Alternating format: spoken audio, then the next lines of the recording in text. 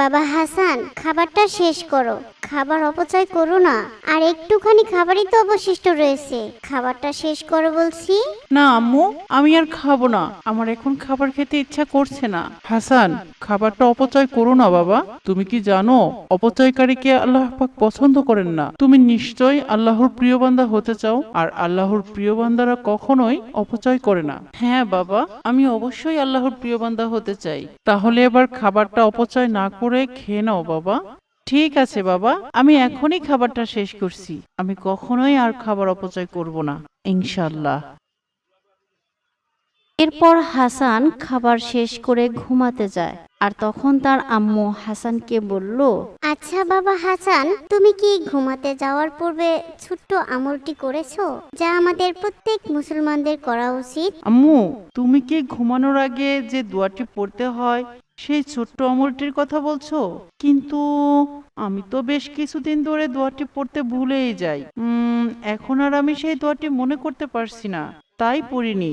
বাবা হাসান, মনে রেখো, আমল যত ছোটই হোক না কেন, তা যদি নিয়মিত করা হয় সে আমল আল্লাহর কাছে অত্যন্ত পছন্দের হয়। আর যে কোনো আমলই যদি তুমি নিয়মিত না করো তাহলে তা ভুলেই যাবে, এটাই স্বাভাবিক। আমি তোমাকে অনেক আশা নিয়ে মাদ্রাসাতে দিয়েছি, আর আল্লাহর কাছে সর্বক্ষণ দোয়া করি আল্লাহ পাক যেন তোমাকে পাক্কা মুমিন বান্দা করে গড়ে তোলেন। তোমার কাছে আমি এটি আশা করিনি বাবা। আম্মু, আমার ভুল হয়ে গেছে, আমাকে তুমি মাফ করো। তুমি একবার আমায় ঘুমানোর পূর্বের সেই দোয়াটি শিখিয়ে দাও, এরপর থেকে আমি নিয়মিত আমল করব। আচ্ছা ঠিক আছে, ঘুমানোর পূর্বের দোয়াটি হলো আল্লাহুম্মা বিইসমুকা আমুতু আহিয়া। এই দোয়াটি ঘুমানোর আগে প্রতিদিন 3 বার করে পড়তে হয়। বাবা, তুমি এবার একটু পড়ো দেখি। আল্লাহুম্মা বিইসমুকা আমুতু আহিয়া, আল্লাহুম্মা বিইসমুকা আমুতু আহিয়া, আল্লাহুম্মা বিইসমুকা আমুতু আহিয়া। এবার তুমি ঘুমিয়ে পড়ো বাবা, আমি আসি। আল্লাহ হাফেজ। আল্লাহ হাফেজ আম্মু। পরের দিন হাসান তার বাবার সাথে বাজার থেকে ফিরছিল। পথিমধ্যে দেখলো একটা অ্যাক্সিডেন্ট হয়েছে, আর একজন লোক প্রচন্ড আঘাত পেয়ে পড়ে আছে। এরপর হাসান ও তার বাবা সেখানে এগিয়ে গেল। কি হয়েছে ওনার? এভাবে পড়ে আছেন কেন? আর আপনারাই বা দাঁড়িয়ে দেখছেন? তাড়াতাড়ি ওনাকে ধরুন, এক্ষুনি ওনাকে হসপিটালে নিতে হবে, না হলে যে উনি মরে যাবে। তাড়াতাড়ি ধরুন আমার সাথে। না ভাই, আমরা কেউ ধরতে পারবো না। কোন জায়গার না কোন জায়গার লোক, না জানি কোন বিপদ হয়, পুলিশ কেসও হতে পারে। আমরা ধরতে পারবো না ভাই। সি সি, এসব কি বলছেন আপনারা? আল্লাহ আপনাদের হেদায়েত দান করুন। বাবা হাসান, শিগগিরই আমার সাথে ধরো, ওনাকে হসপিটালে নিতে হবে। হ্যাঁ বাবা, আমি এখনই একটা গাড়ি দাঁড় করাচ্ছি। এরপর হাসান ও তার বাবা অ্যাক্সিডেন্ট হওয়া লোকটিকে হসপিটালে নিয়ে যায়। লোকটির ট্রিটমেন্ট হওয়ার পর সুস্থ হতে থাকে। বাবা, লোকটি রাস্তার ধারে পড়েছিল, অনেকেই দেখছিল, কেউ ওনাকে হসপিটালে নিয়ে আনার জন্য সাহায্যও করলো না। কিন্তু তুমি ওনাকে কেন হসপিটালে নিয়ে আসলে? আমরা তো ওনাকে চিনি না। হাসান, আমরা সকলেই আল্লাহর বান্দা, আর আল্লাহ পাক বলেছেন, হে আমার বান্দা, তোমরা বিপদে একে অন্যের সাহায্য করো। তাই আমি ওনাকে হসপিটালে নিয়ে ওনাকে সাহায্য করেছি বাবা। তুমি শুধু মনে রেখো, যে মানুষ অন্যের বিপদে ঝাঁপিয়ে পড়ে, আল্লাহ পাক সেই মানুষকে সকল বিপদ থেকে হেফাজত রাখেন। হ্যাঁ বাবা, আমিও বিপদে সকলকে সাহায্য করব, ইনশাআল্লাহ। এরপর একদিন হাসান মাদ্রাসার ক্লাসে বসে তার বন্ধু শফিককে এইসব কথা বলছিল। হাসান, তুমি এবং তোমার বাবা দুজনেই অনেক ভালো। তোমার মতো বন্ধু পেয়ে আমি খুব খুশি। তুমিও অনেক ভালো বন্ধু। তোমার কাছে এসব কথা বলতে পেরে আমারও খুব ভালো লাগছে। আচ্ছা ঠিক আছে, এবার চলো বন্ধু, আমরা বাইরে থেকে আইসক্রিম খেয়ে আসি। আচ্ছা ঠিক আছে বন্ধু, চলো। এই বলে হাসান ও শফিক দুই বন্ধু আইসক্রিম খেতে যায়। শফিক তার নিজের টাকা দিয়ে আইসক্রিম কিনে হাতে নেয়, আর হাসান যখনই আইসক্রিম কিনতে যাবে তখনই একজন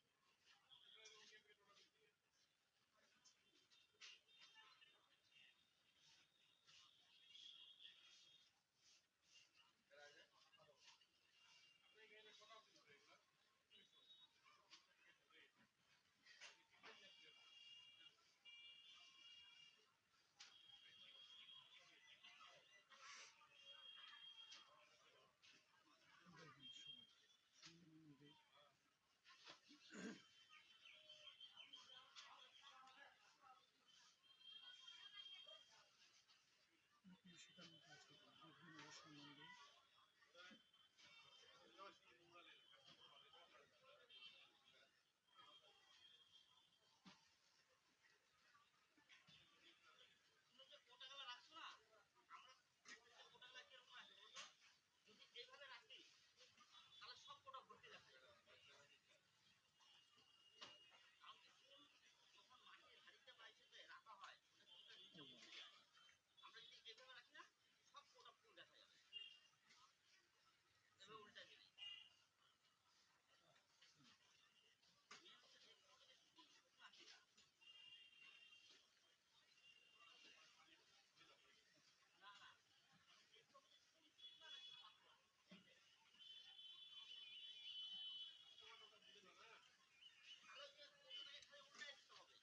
ভিডিওটাকে সবাই শেয়ার করে দিবেন এবং লাইক কমেন্ট শেয়ার করতে অবশ্যই ভুলবেন না।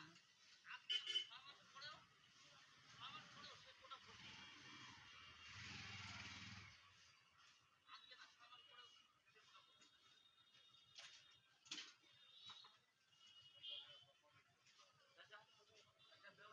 লাইক কমেন্ট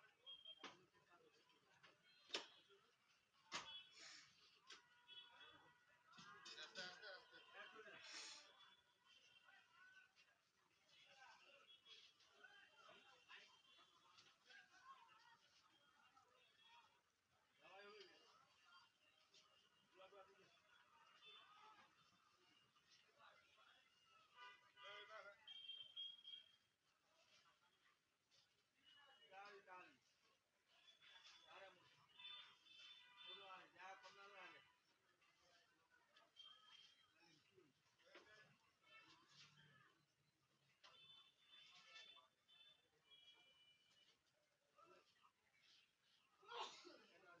অবশ্যই ভুলবেন না।